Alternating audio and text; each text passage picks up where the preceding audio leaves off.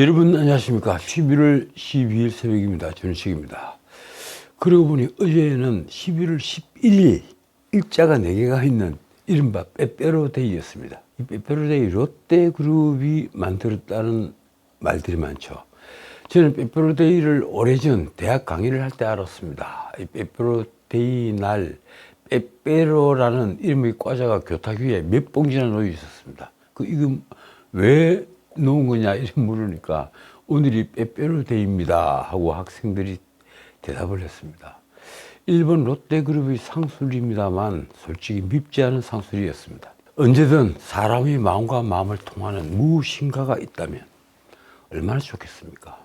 그게 굳이 빼빼로데이가 아니라도 말입니다. 자, 본론입니다. 이 K 증시만 죽순다. 사실 이걸 크게 다룬 신문도 있고 아주 조그맣게 다룬 신문도 있습니다. 애초에 다루지 않은 신문이 더 많습니다. K 증시만 죽순다. 어제 뉴욕 증시에 투자를 한 이른바 스학개미, 우리 증시에 투자를 하면 동학개미라고 그러죠. 스학개미의 미국 주식 보유가 무려 1000억 달러, 우리 돈으로 140조 원을 돌파했다는 뉴스가 떴습니다. 140조면 우리나라 시가총액 2위 SK 하이닉스의 시가총액과 같은 금액입니다. 국내 증시가 박스권에 머무르는 사이에 미국 증시는 트럼프의 대선 승리로 상승장 기대감이 한층 더 커졌습니다. 더 올라갈 거다. 스학개미는 더 늘 것으로 보입니다. 10일 한국 여타결제원에 따르면 이 국내 투자자의 미국 주식 보관액은 결제일 기준으로 지난 7일 1013억 6,571만 달러. 이 관련 통계를 집계하기 시작한 2011년 1월 이후 최대치라고 합니다. 지난해 말 미국 증시 보관액은 680억 2,449억 달러 수준이었는데 이 16개월여 만에 49%가 는 것입니다.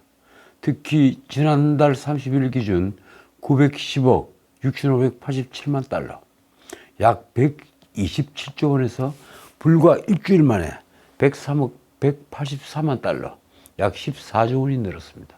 그러고 보니 우리나라의 부자들이 정말 많은 것 같습니다. 한국 투자자들이 가장 많이 투자하는 미국 주식은 테슬라, 이 전기차죠. 그리고 엔비디아, 이 AI 이 제품을 생산하는 회사입니다. 그리고 애플, 마이크로소프트 순으로 미국의 대표적인 기술주들입니다. 지금 엔비디아가 시가총액 1위가 되어 있죠. 미국 전체 시장에서 말입니다. 그리고 애플이 2위입니다. 언론은 미국 투자가 몰리는 가장 큰 이유로 한국 증시보다 미국 증시의 성적이 좋기 때문이라고 싶었습니다. 코스피는 올해 들어 3.54% 하락을 했습니다. 여기 이틀 전 수치입니다. 어제 폭락을 했으니까 더 하락을 했을 겁니다. 3.54% 하락을 했는데 미국 증시 나스닥과 S&P 500은 각각 28.5% 그리고 25.6% 급등을 했습니다. 그리고 일본 증시도 올랐고 유럽 증시도 다 올랐습니다. 그런데 우리 증시만 이렇게 하락을 한 겁니다. 이제 미국 대선에서 기업 규제 완화와 그리고 감세 정책을 내세운 도널드 트럼프가 당선이 되면서 우리 증시만 죽을 수 있다는 것이 예사롭게 들리지 않습니다. 이런 판에 우리 증시는 말씀드렸다시피 어제도 폭락을 했습니다. 블랙 먼데이가 연출이 된 겁니다. 코스피는 29.49포인트, 1.15% 하락을 한 2,531.66포인트, 그리고 코스닥은 14.54포인트, 1.96%가 폭락을 해서 728.84포인트에 마쳤습니다. 원달러 환율은 아슬아슬하게 1,400원이 되지 않은 1,396원 90전이었습니다. 한 3원 정도만 더 올라가면 1,400원에 이릅니다. 왜 우리 경제는 정부가 말하는 밸류과는 달리 이렇게 죽을 쓰는 걸까요? 대중이 윤석열 정부의 거는 기대와 윤석열 정부가 생각하는 성과의 차이는 도대체 어디서 기울한 것일까요? 그래서 어제 곰곰이 아침부터 그 문제를 생각을 해봤습니다. 여기서 제가 한 말씀을 드릴까 합니다. 사실 어제 MBC 방송에서 제가 했던 얘기입니다. 우리 보수 세력은 윤석열 검찰총장을 보수 후보로 영입을 한 다음에 그에게 보수 모자를 씌우고 정권을 되찾았습니다. 저는 미국 공화당이 도널드 트럼프를 대통령 후보로 만들어서 정권을 되찾은 것과 지배 엘리트를 바꾸었다는 점에서 아주 유사하다고 봅니다. 이 지배 엘리트 이론은 이른바 엘리트 이론에서 나온 겁니다. 윤석열 대통령과 도널드 트럼프 두 사람 모두 기존의 정치사회과는 전혀 다른 길을 걸어봤습니다. 그래서 제가 지배 엘리트를 바꾸자는 대중의 욕구와 맞아떨어졌다 이렇게 말씀을 드리는 겁니다. 말하자면 기존의 정치 세력에게 신물을 느낀 대중이 정치와 다른 세계에서 명성을 쌓은 두 사람을 선택을 한 겁니다. 저는 그것을 엘리트 이론을 빌려서 지배 엘리트의 반감을 가진 대중이 일으킨 반지배 엘리트 운동이라고 정의를 하고 싶습니다. 솔직히 제가 엘리트 이론을 그렇게 좋아하지 않는데 말입니다. 그러고 보니 트럼프 1기 정부와 윤석열 정부에는 아주 묘하게도 공통점이 있습니다. 첫째, 자신의 전문 분야 외에는 수박 끓이기 정도의 지식뿐이라는 사실. 이거 아주 중요한 문제입니다. 가령 윤석열 대통령 같으면 법률 이론, 특히 검찰 수사에 관련된 부분은 아주 환하게 알지만 나머지 부분은 글쎄요, 제가 보기로는 이 수박은 끓일 수 있다. 하지만 수박 속은 무엇인지 잘 모른다. 아마 이 수준이 아닐까 생각합니다. 예컨대 경제학도 그렇죠. 밀턴 프리드먼 책을 애독을 했다고 하는데 자기 그 아버님이 돌아가신 아버님이 시카고 학파 경제학자로 알려져 있습니다. 그런데 막상 윤석열 대통령의 경제학 수준은 그냥 경제학 결혼 수준이라고 할까요? 수박을 처음 본 사람은 수박 안이 빨갛다는 사실을 전혀 모릅니다. 트럼프 1기 때 벌였던 미국 회담을 한번 되돌려 보십시오. 트럼프는 우라늄탄이 어떻게 생겼는지, 플루토늄탄이 어떻게 생겼는지, 그 두 원자탄의 차이가 무엇인지도 몰랐다고 합니다. 그 싱가포르 회담을 하러 갈 때 미국 언론에 보도가 되었던 내용입니다. 트럼프가 동북아 질서는 물론 공산주의, 더 나아가서 집단주의, 컬렉티비즘, 이 컬렉티비즘은 대부분 독재를 합니다. 스트롱맨들이 독재를 벌이죠. 이 집단주의 독재에 얼마나 무지했는가를 알 수가 있습니다. 마찬가지로 윤석열 대통령이 의과대학 정원 확대를 한 과정을 지켜보면 의료 현장에 대한 이해가 전혀 없다는 것을 알 수 있습니다. 윤 대통령뿐 아니라 교육부 장관 그리고 복지부 장관 할 것 없이 말입니다. 자, 그리고 둘째, 자신이 믿고 확신하고 있는 지식에 대한 일종의 신앙을 가지고 있습니다. 그 때문에 문제는 인재풀이 매우 좁다는 것입니다. 말하자면 통치자가 다른 의견을 무시하면서 정책을 감당해야 할 인재는 극소수로 줄어듭니다. 더 큰 문제는 정부의 이런 외굴수 정책을 비판하거나 방향을 수정할 원천적 기회가 봉쇄된다는 것입니다. 미국 트럼프 1기 정부에도 그랬고 우리 윤석열 정부에도 레드팀은 전혀 없습니다. 이번에 미국 트럼프 2기 정부는 처음부터 반대자를 다 제외를 하겠다고 선언을 했죠. 그리고 보니 2기 정부 역시 레드팀이 없이 움직일 것으로 생각이 됩니다. 제가 윤석열 정부 하반기에는 제발 레드팀을 좀 뒀으면 좋겠다. 이렇게 소망을 하고 있는 것도 바로 이런 이유 때문입니다. 워낙 인재풀이 좁다 보니 같은 편에 섰던 소수가 배신을 하면 권력은 쉽게 흔들립니다. 자, 그리고 셋째, 일방적이고 독단적인 정책들이 그래서 나옵니다. 윤석열 정권 부정평가 원인을 보면 늘 세 번째, 네 번째 정도는 독단적이다, 일방적이다. 그리고 소통 미흡 이런 것이 항목별로 자리를 잡고 있습니다. 그걸 다 보태면 한 15% 정도가 됩니다. 독단적이고 일방적이다. 그리고 소통 미흡이다. 그리고 그런 독단적이고 일방적인 정책이 실패를 했을 때 이를 바로잡을 기회는 거의 없습니다. 대중적으로 뿌리가 깊지 않은 권력이 아주 작은 실수에도 흔들리는 이유가 바로 여기에 있습니다. 다시 말씀드리지만 도널드 트럼프와 윤석열 대통령이 인기를 얻은 것은 보수 이데올로기에 나름대로 충실한 바도 있지만 대중의 지배 엘리트들에게 반기를 든 때문이었습니다. 그 두 사람에게는 오만하고 무능한 지배 엘리트를 교체하고 싶다는 대중의 요구에 부응한 것이 가장 큰 승인이었습니다. 오만하고 무능한 문재인 정권에 대한 어떤 반대 심리, 보복 심리가 윤석열 정권을 탄생을 시킨 겁니다. 기존의 틀에 충실했던 정치인들이 구태의연한 정상배로 보인 것은 사실 정치가 보편화되면서 생겨난 시대적 현상이었습니다. 방송인 도널드 트럼프와 검찰총장 윤석열은 그런 틀을 깬 영웅이었던 셈입니다. 자, 이번에는 명태균 게이트에 관해서 말씀을 드리겠습니다. 이 검찰이 명태균과 김영선 두 사람에 대한 구속영장을 청구를 했습니다. 윤석열 대통령 부부 공천 개입 의혹, 이 지금 창원지검에서 수사하는 수사의 총명, 이름, 수사 이름, 이걸 확인을 해보니까 글쎄요, 이게 명태균의 어떤 선거 협잡 뭐 이런 것이 아니라 윤석열 대통령 부부 공천 개입 의혹 이렇게 되어 있습니다. 이 공천 개입 의혹을 수사하는 창원지방검찰청 전담수사팀은 11일 핵심 인물인 정치브로커 명태균과 그리고 김영선 전 의원에 대해서 정치자금법 위반으로 구속영장을 청구했습니다. 명태균에게 공천을 받기 위한 뇌물로, 아직 뇌물이란 판정은 나지 않았습니다. 이 뇌물은 제 말입니다. 공천을 받기 위한 뇌물로 1억 2천만 원씩 건넨 혐의를 받는 지방선거 예비후보 2명도 구속영장 청구 대상에 포함이 됐습니다. 원래 뇌물을 공유한 사람은 좀처럼 구속을 잘 안 시키는데 이번 사건은 좀 예외인 것 같습니다. 선거에 출마하는 후보가 공천을 받기 위해서 뇌물을 그 브로커에게 바쳤으니 말입니다.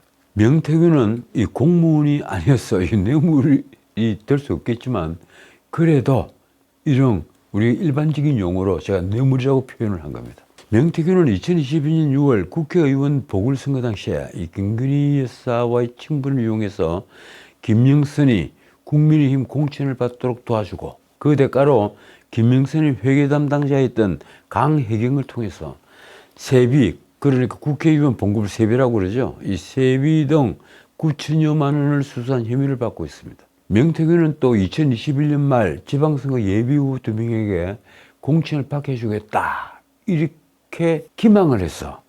사실 기망한 거죠. 속여서 여론조사 업체인 미래한국연구소를 통해 모두 2억 4천여만 원을 받아 챙긴 혐의도 받고 있습니다. 이게 알선수재가 되지도 않을 겁니다. 뇌물도 되지 않고 그럼 무슨 죄라고 해야 됩니까? 공여자로 지목이 된 광역의원 예비후보 이모와 기초단체장 예비후보 배모도 함께 구속영장이 청구됐습니다. 검찰은 지난달 이 이모와 배모 두 사람을 피의자 신분으로 이미 불러서 조사를 마쳤습니다. 그리고 보니 예정된 구속영장 청구였습니다. 창원지검 수사팀이 명태균을 소환 조사한 지 2일 만에 속전속결로 구속영장을 청구를 한 배경은 바로 증거인멸 우려 때문입니다. 수사팀은 의혹이 불거진 뒤에 명태균이 휴대전화를 폐기한 점을 주목하고 있습니다. 명태균은 휴대전화 3개를 자기 아버지 묘에 묻었다고 했는데 나중에 보니까 자기 아버지는 화장을 했죠. 그러게 묘가 셀 리가 만무합니다. 명태균은 자신에게 돈을 건넨 예비후보들과 경상남도 선관위 조사를 앞두고 공천 대가가 아니라 돈은 빌려준 것이다 이런 취지로 서로 말을 맞춘 정황도 수사팀이 확보를 했습니다. 수사팀은 명태균을 둘러싼 모든 의혹을 모두 수사한다는 방침입니다. 지금 명태균이 바짝 쫄아있죠. 그래서 잘못했습니다 하고 납작 엎드린 상황입니다. 원래 본인이 처음에 문제가 됐을 때 나를 수사한다고 한 달 만에 윤 대통령은 하야 아니면 탄핵이 될 텐데 감당할 수 있겠어? 이렇게 큰 소리를 쳤던 명태균입니다. 그 명태균은 정치자금법 위반 외에도 창원 국가산업단지 선정 과정에 개입한 의혹, 그리고 왜곡된 여론조사 결과를 만들어서 엉터리 여론조사를 해서 그 자료를 적극 활용했다는 의혹을 받고 있습니다. 그런데 무엇보다 이 대중의 관심을 끌었던 사건이자 명태균 게이트의 시발점이 된 지리산 7불사의 심야회동에 대해서는 검찰은 왜 수사를 하지 않는 것일까요? 심야 한밤중에 지리산 7불사에 무엇을 거래하려고 김영선, 명태균, 그리고 이준석, 천하람 이런 4사람이 모인 것일까요? 그리고 홍미화를 심었다고 했습니까? 글쎄, 홍미아를 그 한밤중에 식수한다? 그것도 이상하지 않습니까? 그것이 알려진 바처럼 개혁신당 비례대표 공천과 윤석열 정권에서 벌어진 이른바 국정농단 문제를 서로 주고받는 거래를 할 목적이었다면 그 추악한 스캔들을 넘어서는 또 하나의 범죄입니다. 그래서 검찰 수사는 반드시 필요하다는 겁니다. 또 하나, 김명선이 세비를 9천만 원 넘게 명태균에게 보냈다는 사실을 처음 폭로한 강혜경은 이상하게도 구속영장 청구 대상에서 빠졌습니다. 강혜경도 김명선, 명태균처럼 정치장부 위반 혐의를 받는 피의자입니다.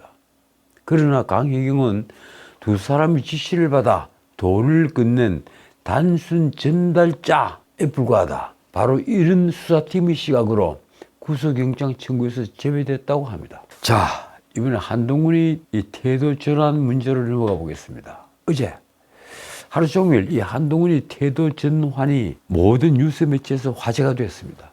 윤 대통령의 기자회견 뒤에 그동안 야당과 이재명 공격은 전혀 하지 않고 윤 대통령에게 각을 세우던 태도를 버리고 이제 보수 결집에 나섰다는 것입니다. 조선일보는 이 뉴스를 어제 일면에서 제법 크게 다뤘습니다. 윤 대국민 담화 이후에 한동훈의 선택은 보수 결집. 말씀드린 대로 지난 7일 윤 대통령이 담화와 기자회견 이후에 한동훈이 태도를 바꿔서 대야 비판에 지금 집중하고 있다는 것입니다. 한동훈은 민주당이 이재명의 사브리스크를 방어하기 위해 윤석열 정권 퇴진을 주장하는 민노총 등과 손을 잡았다, 이렇게 비판을 하고 있습니다. 그래서 보수성 결집을 호소하는 메시지를 내고 있습니다. 실제 민주당은 9일 서울 도심에서 윤석열 정권을 심판하자는 두 번째 장외 집회를 열었는데 같은 날 민노총과 촛불행동도 같은 성격의 집회를 열었습니다. 그러고 보니 민노총의 집회는 지금 정권 퇴진 굴기대회입니다. 윤석열 정권의 퇴진을 요구하는 굴기대회를 공식적으로 지금 열고 있는 겁니다. 한동훈은 이런 시위를 공직선거법 위반 사건 1심 선고를 앞둔 이재명을 방어하기 위해서 판사 급박 무력 시위를 벌인 것이라고 비판했습니다. 판사를 급박하는 무력 시위다. 그러면서 민주당이 공직선거법 위반 무죄를 주장하니 1심 선고를 생중계하자고 주장했습니다. 조선일보는 그간 한동훈에게 이재명 비판보다 윤 대통령에 대한 비판에 더 집중한다는 지적이 있었지만 윤 대통령이 7일 기자회견에서 이제 국정 운영의 변화를 약속했다고 보고 한동훈 대표가 윤 대통령 공격보다는 대야 공세에 적극 나서기 시작했다고 썼습니다. 한동훈은 10일까지 사흘간 야권의 장외 집회와 이재명을 비판하는 글을 4차례나 페이스북에 올렸습니다. 한동훈이 선동 세력, 범죄 세력에게 나라가 넘어가는 것을 막기 위해 보수 진영을 지켜야 한다는 책임감을 느낀다며 한 말이 이렇습니다. 민주당 측은 이재명의 유죄 판결이 확정돼서 출마가 불가능해지기 전에 헌정을 중단시켜야 한다. 여당 대표로서 그걸 막아야 하는 임무가 있다. 굉장히 중요한 포인트입니다. 이재명의 출마가 불가능해지기 전에, 그런 판결을 내리기 전에 헌정을 중단시켜야 한다. 그건 막아야 되지 않겠느냐. 민주당의 최근 대여 공세는 오로지 이재명 살리기 차원에서 벌이는 것으로 탄핵 등 헌정 중단 시도가 도사리고 있다고 보는 것입니다. 이재명 일병 구하기라고 해야 합니까? 그러고 보면 또 군에 갔다 오지 않은 이재명을 일병이라는 계급장을 붙여줄 수도 없으니 어떻게 해야 할까요? 이재명 죄수 구하기, 이건 너무 모독적인 말이 될 것 같고 해서 말입니다. 실제 민주당의 장외 집회에서는 탄핵을 명시적으로 언급하지는 않았지만 윤석열 아웃이니 탄핵이니 하야니 하는 주장이 나오고 있습니다. 이재명이 그랬죠. 차마 땡땡 두자는 말 못하겠다. 그 땡땡 두자가 민주당은 뭐 이상한 단어를 갖다 붙였지만 거의 모든 언론 그리고 그 말을 들은 모든 사람들이 그건 탄핵이다 이렇게 알고 있죠. 언론에 나온 여권 관계자의 말이 이렇습니다. 한동훈 대표는 무슨 일이 있어도 윤 대통령이 탄핵당하는 상황은 막아야 한다는 입장이다. 자, 그런데 임기 반환쯤에 윤 대통령의 지지율은 취임 후 최저치인 17%, 19%, 이 정도 그러니까 10% 후반대를 기록하고 있습니다. 17%는 갤럽 여론조사, 그리고 19%는 NBS, 뭐 K스타 리서치, 코리아 리서치, 한국 리서치 이런 4개 여론기관이 하는 지표조사에서 19%가 나왔습니다. 이런 상황에서 한동훈이 윤 대통령과 계속 대립을 할 경우에 한동훈이 미래도 없다는 전망이 최근에 쏟아졌습니다. 저부터 그런 얘기를 많이 했습니다. 한동훈 역시 윤 대통령과 같은 검찰 출신이라는 것도 한 이유가 되었습니다. 결국 한동훈은 이재명의 공직선거법 위반과 위증교사 사건의 1심 결과가 나올 때까지 민주당에 대한 비판 등을 강화하면서 내부 결속을 다지는 데 치중할 것으로 보입니다. 현재 한동훈은 윤 대통령 탄핵을 염두에 둔 야권의 각종 특검 도입 공세에도 선을 긋고 있습니다. 특검은 안 된다. 근데 저는 어제 MBC에 가서 이제 특검 받자 그렇게 얘기를 했습니다. 김건희 특검 받아도 된다 이렇게 말을 했습니다. 주가 조작 사건 그거 아마 기소하지 못할 겁니다. 그리고 김건희 특검에 딸려있는 이 명태균 사건 이번에 그 2개로 수정을 한다 그러죠 민주당이. 명태균 사건 그걸 지금 받지 않으면 어떻게 하겠다는 겁니까? 차라리 받는 것이 우선 받아야 할 수모는 걱정이 되지만 그래도 더 크게 휘발려 들지 않는다. 그게 제 판단입니다. 어쨌든 언론에 나온 한동훈 측근이 말입니다. 한 대표는 야당의 윤 대통령 탄핵 전략에 휘말려서는 안 된다는 생각이 확고하다. 조선일보를 비롯한 많은 언론의 분석은 이렇습니다. 이번 주 국민의힘이 내부적으로 특별감찰관 추천에 합의를 할 경우에 이것이 김건희 특검법이 재표결 때 이탈표 방지 기능을 할 것이라는 전망도 나온다. 이 특별감찰관 임명에 용산 대통령실이 동의를 하면 김건희 특검법 거부권을 행사해서 다시 재표결을 할 때 그래도 이탈표 방지 기능을 할 것이다. 이렇게 판단했었다는 겁니다. 조선일보는 노골적으로 국민의힘 관계자의 입을 빌어 정권 재창출을 위한 타협 모델까지 주문을 했습니다. 이렇습니다. 이명박 정부 당시 이 대통령과 박근혜 의원이 갈등을 빚다가 결국 서로를 인정해서 정권 재창출에 성공한 타협 모델을 한동훈도 유념해야 할 것이다. 쉽게 말해 윤석열 대통령과 한동훈 당대표가 앞으로는 싸우지 말고 과거에 전두환 대통령과 노태우 당시 대표처럼 함께 가야만 한다. 그래야 정권 재창출이 올 것이다. 이 말을 하고 있는 겁니다. 자, 어쨌든 이제 결전의 날이 다가왔습니다. 이재명의 공직선거법 위반 사건 선고 11월 15일이 사흘 뒤에 있습니다. 정치권의 긴장감도 고조되는 모습입니다. 선거 결과에 따라 이재명의 리더십은 급격하게 흔들릴 수밖에 없습니다. 여당이 이 재판의 생방송 중계를 주장하는 가운데 민주당은 판결에 따른 대응 시나리오를 점검하고 있다고 합니다. 예컨대 이재명의 피선거권이 박탈되는 재판 결과가 나올 경우에 민주당은 판사 탄핵은 물론 장내 장외에서 사법부 개혁 목소리를 확산시키려 들 것입니다. 이게 이재명 핵심 참모들의 생각입니다. 하지만 과연 그렇게 움직일 수 있을까요? 그런데 민심은 이미 둘로 갈라져 있고 이재명의 무죄 주장은 지지자 외에는 아무도 공감하지 않습니다. 언론이 집요한 취재로 인해 그동안 드러난 정황으로 보아 이재명이 성남시장 시절 김문기를 몰랐다는 주장은 너무 지나친 거짓말이기 때문입니다. 열흘 동안 호주와 뉴질랜드 외유를 함께하면서 골프와 요트를 함께 즐기는데도 김문기를 몰랐다고 하면 김문기는 보이지 않는 투명인간이었다는 말입니까?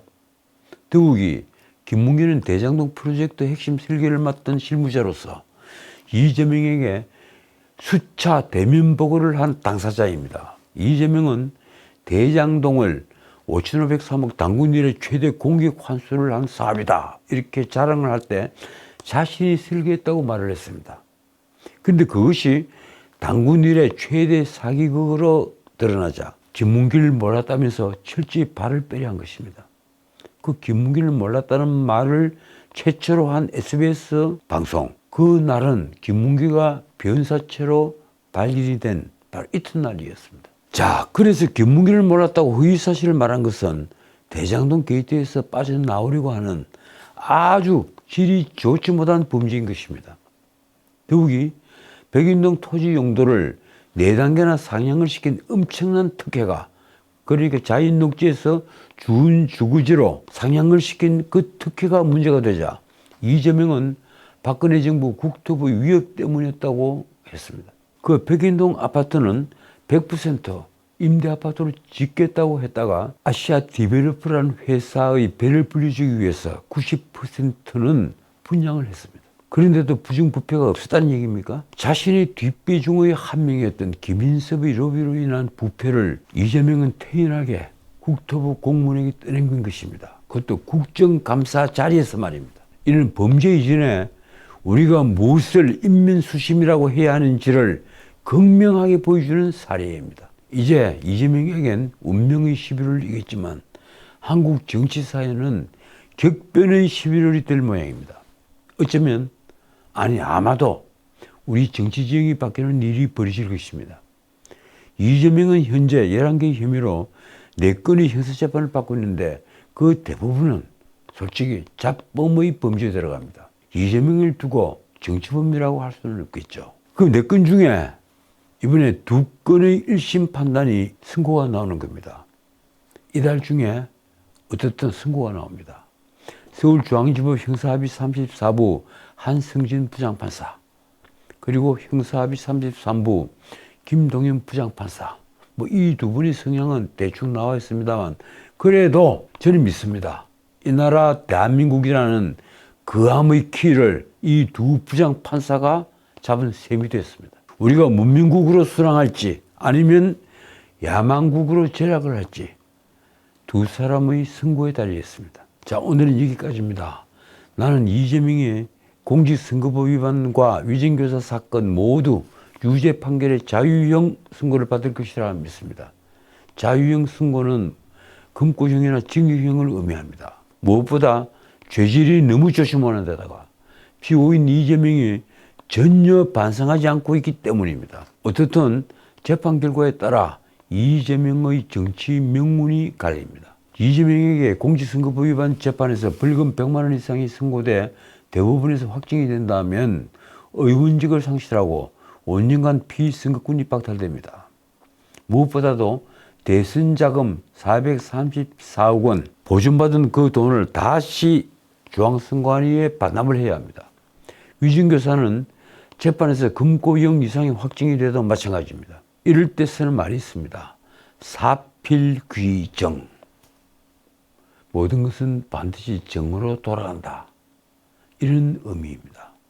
저는 평생 이를 신앙처럼 믿고 살고 있습니다. 지금까지 전인책이었습니다.